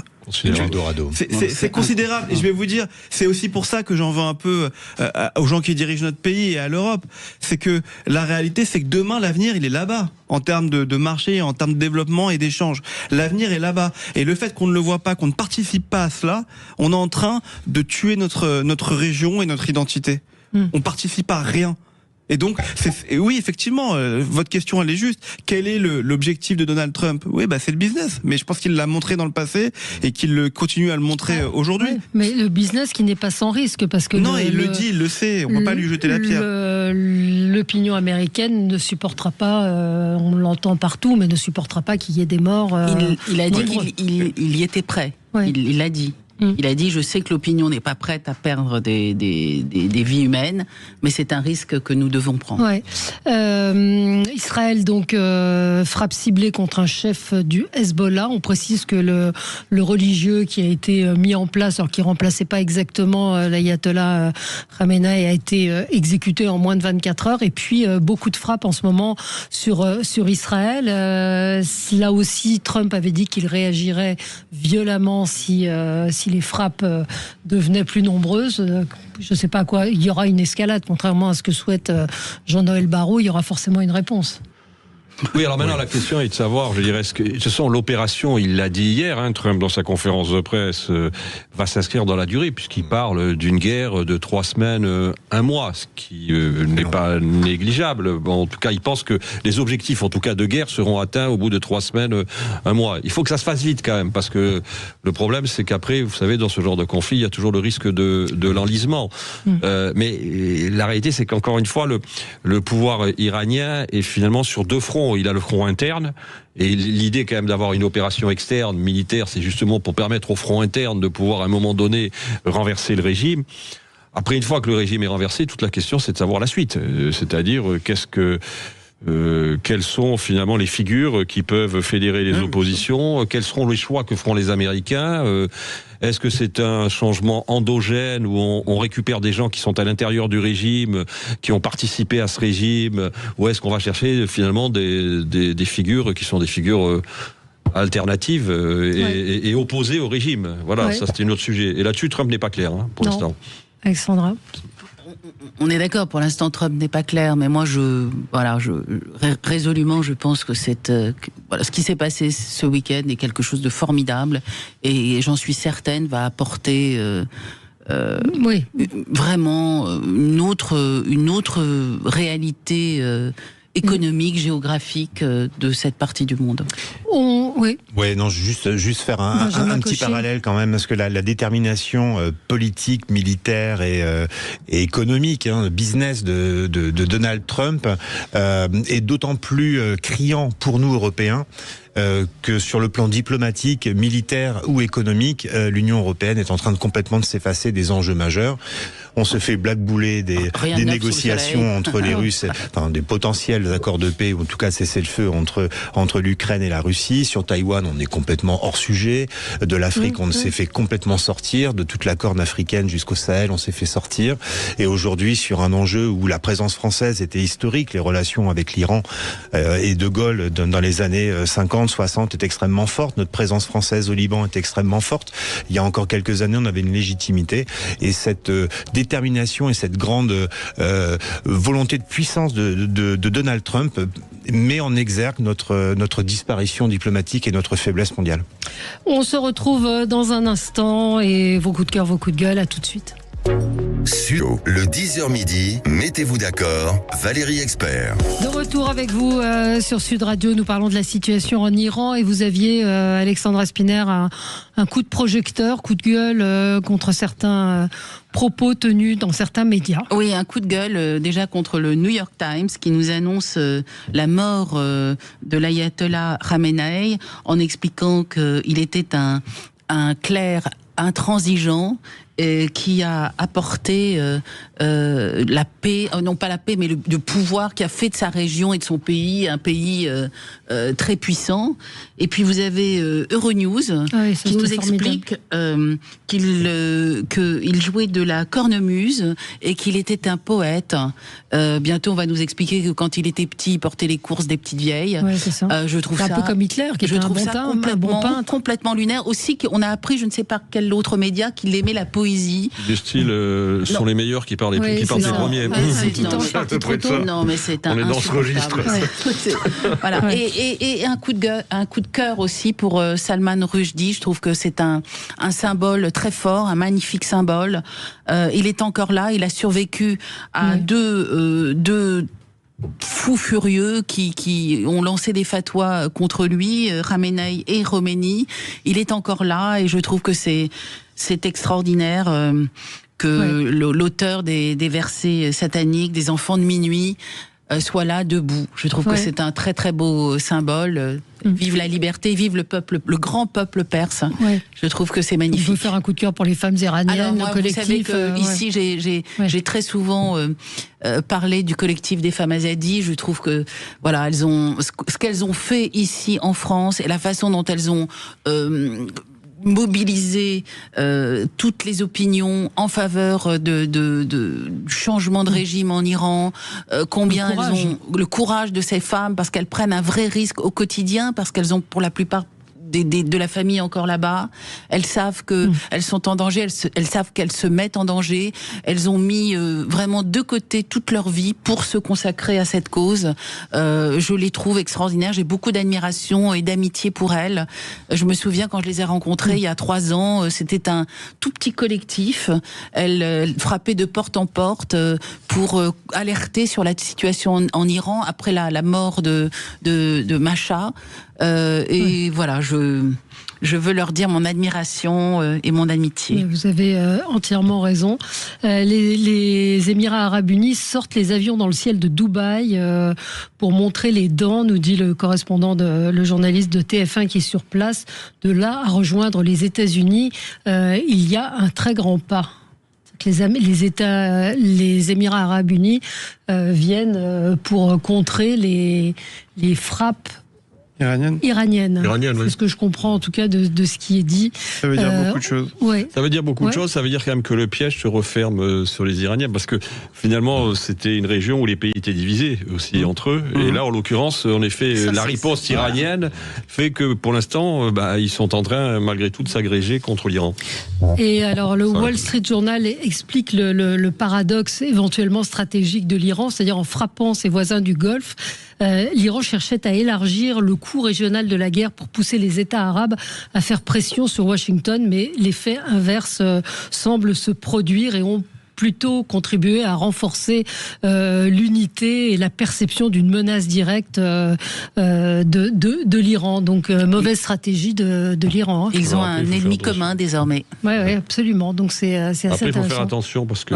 Je trouve ça extrêmement intéressant. Il faut faire attention. Parce qu'après, il y a le distinguo entre la rue et le pouvoir. Oui, mais quand même, on peut dire quand même que les lignes bougent. Dans l'immédiat, oui. Oui, et puis surtout, les rues, généralement, dans ce genre d'empire est plutôt derrière leur pouvoir, surtout en Arabie Saoudite. Le prince est vraiment très apprécié, MBS. Il est vraiment très apprécié de sa population puisqu'il a un peu, entre guillemets, il a un peu ouvert l'Arabie Saoudite, pareil aux Émirats Arabes Unis. Donc non, c'est extrêmement intéressant et il faudra voir comment ces différentes entre guillemets alliances se développent dans les jours qui viennent. C'est par là que passera, à mon avis, la fin d'une guerre potentielle. Vous vouliez dire un mot sur Jean-Luc Mélenchon ce week-end à Perpignan? Oui, mais plus globalement, alors je vais commencer en disant un propos qui va peut-être vous énerver, mais je pense pas que Jean-Luc Mélenchon soit antisémite. Vraiment, je le pense pas. Je pense juste que c'est quelqu'un qui surfe sur quelque chose qui marche pour lui. Qui est extrêmement intelligent et qui ce week-end a encore fait une blague qu'il trouve amusante. Mais alors on va l'écouter pour qu'on sache de quoi on parle. De la gauche, comme monsieur Glucksmann, et je ne sais qui encore, Glucksmann, pardon, après j'en ai pour des heures, quoi. Mais vous inquiétez pas, je vais vous en parler dans pas plus d'une minute, hein. Ça va pas traîner. Et donc, ce matin, il se dit désolé d'avoir déformé par erreur le nom de Raphaël Glucksmann. Il nous prend pour des cons, enfin, il n'y a pas mais d'autre... c'est ce que je vous dis, c'est quelqu'un de très intelligent et qui donne à manger à son électorat et qui le fait en ayant des images. Et en fait, quand je vous dis qu'il n'est pas antisémite, je trouve ça encore plus dégradant et insultant. Oui, mais enfin, est-ce qu'il faut en parler parce que c'est ce qu'il veut. Je veux dire, la séquence. On est obligé d'en parler. La séquence Epstein la semaine dernière, ça a été un sujet. Je veux bien qu'il soit pas antisémite, ce qui est possible. Je veux dire, mais enfin, le problème, c'est qu'il alimente l'antisémitisme avec des barils de jerrycan tous les jours. C'est ça bien le sujet. Et qu'il a un écosystème qui, lui, par contre, est assez antisémite. C'est le moins qu'on puisse dire. Quand je pense aux tweets de Madame Hassan ou à ceux de Madame Obono, clairement... Madame Chikirou. Madame Chikirou. Monsieur Mélenchon, avec ses propos, il joue quand même avec la sécurité et la vie de la communauté juive de notre pays. Donc je ne sais pas si monsieur Mélenchon est antisémite ou pas. En tout cas, ça y ressemble beaucoup. Pardon, mais il y a chez lui une espèce de jouissance obscène.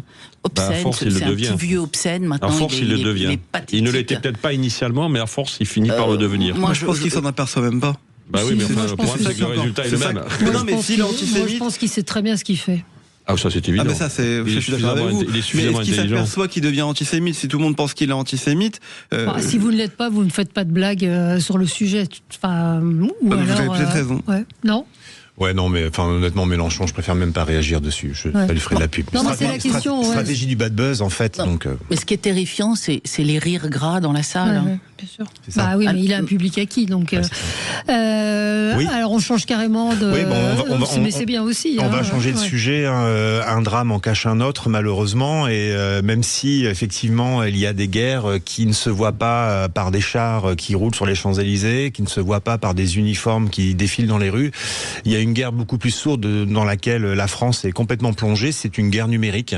On pourrait appeler ça une guerre hybride, mais clairement, toutes les données personnelles des Français sont aujourd'hui mises en vente sur le dark web. On peut parler du fichier FICOBA, le fichier du ministère des Finances concernant 1,2 million d'usagers et de personnes qui payent leurs impôts. On peut parler de Mondial Relais qui a été hacké. On peut parler de Thales qui a été hacké. On peut parler de toutes les fédérations françaises de sport, notamment la Fédération française de tir, où on voit qu'il y a déjà des gens qui se font agresser chez eux parce qu'on leur vole leurs fusils. Bref, la guerre numérique est clairement dans notre actualité. Je m'inquiète du silence de nos gouvernants sur ces sujets-là. Ça met clairement en péril des activités économiques, ça met en péril notre souveraineté économique et notre indépendance. Que ce soit pour les entreprises ou pour les États, il y a des choses très simples à faire. C'est la double sécurité cybersécurité lorsqu'on se connecte, c'est surveiller sa supply chain, c'est former ses équipes. Bref, on a une culture numérique à acquérir très rapidement en France, puisque nous sommes clairement mis dans un gros bouillon. Et j'ai une petite question là, juste pour lancer la polémique. On me dit toujours qu'il fallait finir par une question. Et finalement, est-ce qu'aujourd'hui, dans ce contexte d'attaque numérique quotidienne, une assurance cybersécurité ne serait pas obligatoire comme une assurance voiture, puisque clairement, aujourd'hui, c'est la pérennité économique de nos entreprises. En 2025, et j'en arrêterai là, 40% des entreprises françaises ont été victimes de hackage. Ouais, mais quelle assurance vous apporte quoi Alors déjà, l'assurance va vous permettre de vous mettre un certain nombre de garde-fous et de vous prévenir parce que vous avez un cahier des charges à respecter, et donc entre guillemets l'assurance va vous accompagner dans la prévention, et ensuite l'assurance va surtout vous permettre de pouvoir bénéficier à la fois d'un impact sur votre réputation, de reconstitution de données, de rembourser la perte d'exploitation suite à ce préjudice. Bref, aujourd'hui c'est véritablement une question à se poser. On assure en tout risque sa super voiture et son entreprise en risque cyber, on fait rien. Je pose la question, messieurs les gouvernants, prenez la parole sur ce sujet. Ouais, vrai sujet sur la façon dont sont hackés jusqu'au ministère de l'Intérieur. Et de façon extrêmement simple, c'est-à-dire que pour certains logiciels, vous êtes obligé d'avoir un double accès. Vous mettez une adresse mail, un mot de passe, et on vous demande de le confirmer sur votre téléphone. Comme que lorsque vous allez sur votre application bancaire, c'est à peu près la même chose. On demande un deuxième code de sécurité. Beaucoup d'administrations françaises et de fédérations sportives n'ont pas ce système, ce qui fait qu'on peut les hacker très facilement. Donc alerte rouge et danger. Perico vient de nous rejoindre. Bonjour Perico Légas. Alors, bonjour Valérie. Que se passe-t-il chez vous? Eh ben, Ursula Ostou, d'ailleurs c'est à ça qu'on la reconnaît. Ouais. Elle s'est permis d'appliquer c'était vendredi, oui, je sais. Mais on va pas se laisser dominer par ce qui se passe en Iran. Je veux dire, en tout cas, je voulais pas qu'elle y échappe. Voilà. Justement, ce qui se passe en Iran, est-ce qu'on est bien sûr que tout est bien verrouillé? Est-ce que le peuple iranien va vraiment être gagnant? Et nous aussi. On se souvient que les États-Unis ont mis 4 ans pour virer les talibans. Ça a coûté 4 milliards de dollars pour finalement les y réinstaller. Donc on est extrêmement méfiant, et on verra ça avec Fariba Ashtroudi, qui est une intellectuelle iranienne qui va nous dire ça avec beaucoup de précision. Et puis, puisque le Proche-Orient est en ébullition et que les relations avec l'Algérie évoluent, on verra avec Xavier Driancourt si on peut enfin espérer une amélioration de la météo Paris-Alger. Puis on dirait un petit mot sur la libération de Christophe. Bien sûr, qui est au cœur, voilà, on n'oublie pas malgré une actualité très riche, qu'on a d'autres sujets. Et puis on dirait un petit mot sur Tariq qui fait le ramadan. Tariq qui fait le ramadan, c'est-à-dire Tariq Ramadan du coup, il est jugé aujourd'hui. Oui, mais il est pas bien. Il avait demandé à ne pas être jugé pendant le ramadan. Parce que le ramadan, j'ai pas suivi ça. Faites un jeûne, vous allez voir. Moi, je suis à plat. Il n'y a pas que celui-là qui ose tout. Merci, on vous retrouve dans un instant, Perico. Merci à vous. Ce sera le mot de la fin. Bon appétit. Merci, à tout de suite. On vous remercie. Sud Radio. Sud Radio.